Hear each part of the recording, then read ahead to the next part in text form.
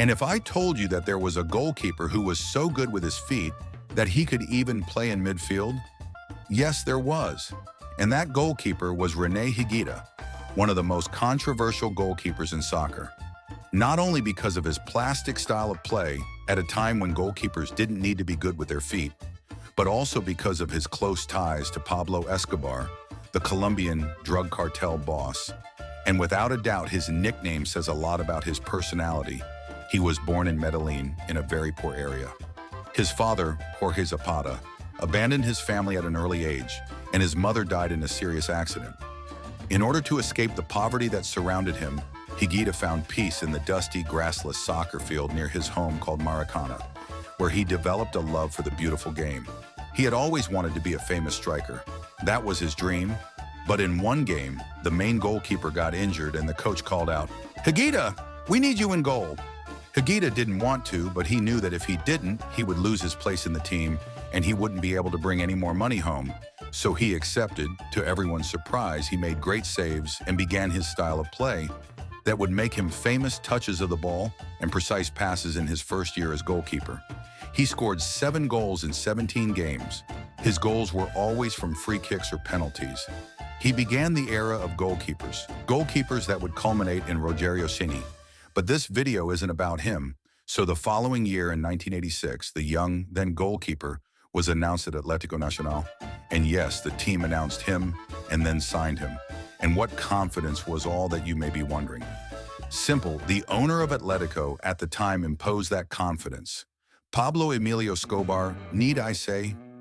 More Escobar wanted the goalkeeper because he saw in him a daring and differentiated game. He loved to see Higuita play and how he helped in midfield basically. While the opponents only used 10 in the construction, Atlético used the 11 players, always having numerical superiority which gave the team an advantage. The relationship of the player and the drug boss was very friendly since the day Higuita arrived at the club. But that made the Medellin police uneasy because they did not want Escobar to be associated with soccer. Many believed that Higuita was ahead of his time due to his willingness to leave his area, something that was not commonly seen in the years prior to the implementation of the backward rule. His dramatic style and impatient approach to the game meant that, unlike other goalkeepers in Higuita, considered his territory to be not just the penalty area, but the whole of his team's defense. So getting out of his position with touches and plays from the side were common for him. Dribbling and beautiful plays were his trademark, as he would say. In the future, I fell in love with soccer because I saw beautiful things and wanted to do them too from 1986 to 1992. And Higuita was part of the most powerful team that Atlético put together during that period. The team won a Libertadores, with its goalkeeper being a highlight in the final against Olimpia from Paraguay. Higuita's team lost 2-0, but in Colombia they managed to win a sweaty 2-0 victory, which led to penalties. But what it turned into was a war. Both sides were doing it until Higuita took one. But his team didn't cooperate and missed 3 in a row. But René Higuita was even more surprising, taking 3 penalties in a row, and the 4th went wide. Atlético de Medellin were champions, and Colombia had their first team to win the Libertadores. Team to win a Libertadores, he became a national hero with impressive performances and leadership that led his club to historic success. It's no surprise that a call-up to the '89 Copa America was in Higuita's plans. Now 23, he had the opportunity to represent his beloved Colombia in South America's biggest competition and wasted no time in appearing in the opening group game against Venezuela, and Higuita scored a penalty in the 36th minute to give his team the lead. 36 minutes to give his team the lead. However, the '89 Copa America turned out to be a campaign to forget for Colombia as they finished 3rd in their group and missed out on the last 16. But what everyone was waiting for was the 1990 World Cup. Even though they were often under pressure from their opponents, Colombia qualified from their group with ease, and in the round of 16 they faced Cameroon, who had one of the most experienced strikers in the World Cup at the age of 38, and he would be responsible for one of the biggest upsets in Colombia's history.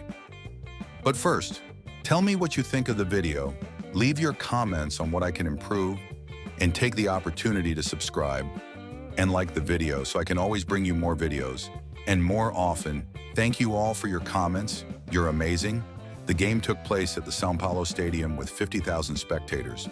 Neither team managed to score in either half, but in extra time, something changed the course of the match in Higuita's career. He received a back pass from Andrés Escobar and tried to dribble past the oncoming striker, but lost the ball, and Colombia were eliminated. The Colombian media and fans all blamed Higuita and his style of play.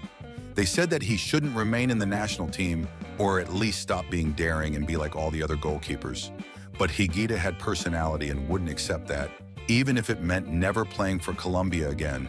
And you thought that was the worst at Spanish club Real Valladolid in 1992, and Higuita didn't stand out, and the club saw him flown back to Colombia at the end of the 1993 season. 1993 season, a return to his beloved Atlético Nacional, was in the plans, as was a return to the criminal connections that ran the club behind the scenes. 1993 in particular promised to be an interesting year for Higuita, as his friendships with drug lords Pablo Escobar and Carlos Molina led to a rather tumultuous history. Escobar escaped from prison but had all his money frozen, so he borrowed from his former associate $1 million. Molina couldn't go to the police because they were on his trail, so he asked his friend René Higuita for help, who knew both Escobar and Molina and had a reputation for always helping out, as well as being a national idol. The story goes that Molina gave Higuita a suitcase containing 300,000 pesos that Higuita would spend the next month protecting in his home, waiting for the kidnappers to contact him. The next month protecting it in his house, waiting for the kidnappers to contact him when the call came.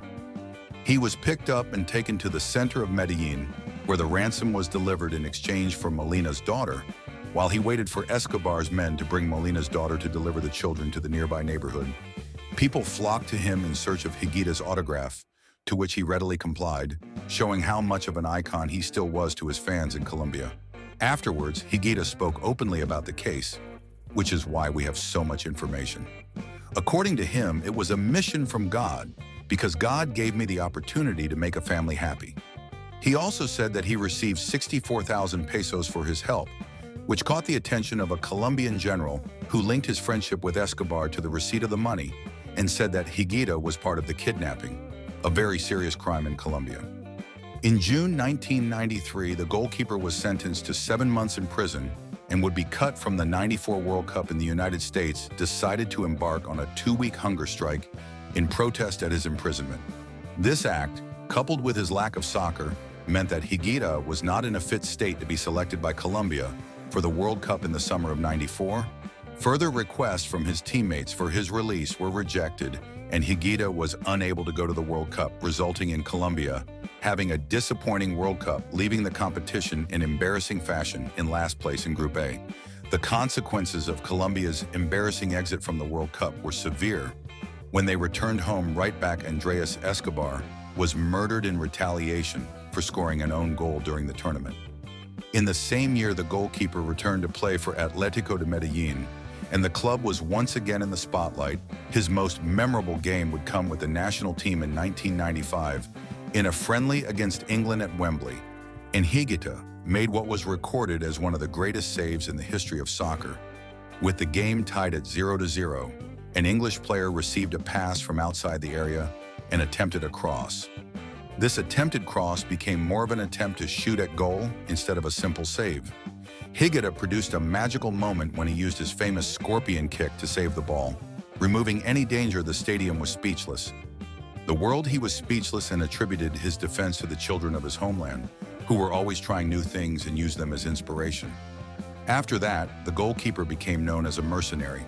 He went on to play for several clubs, but never stayed for long at just one. For drug addicts, and wasn't seen back on a soccer pitch until 2007, when Deportivo Pereira was his last club after a career that spanned 25 years, and saw him score 41 goals in 380 appearances after his retirement. Higuita was the subject of many myths, such as stories claiming that he underwent identity alteration surgery to escape drug cartels. But in reality, Higuita became a goalkeeping coach at a club in the United Arab Emirates before returning to his beloved Atlético Nacional in 2017, where he remains to this day as the club's goalkeeping coach, showed the world that goalkeepers could also play with their feet, which is very common nowadays. His boldness and the way he used soccer to make art made him one of the greatest ever to play the game. The spectacular goalkeeper was much more than that. He was an inspiration to new generations.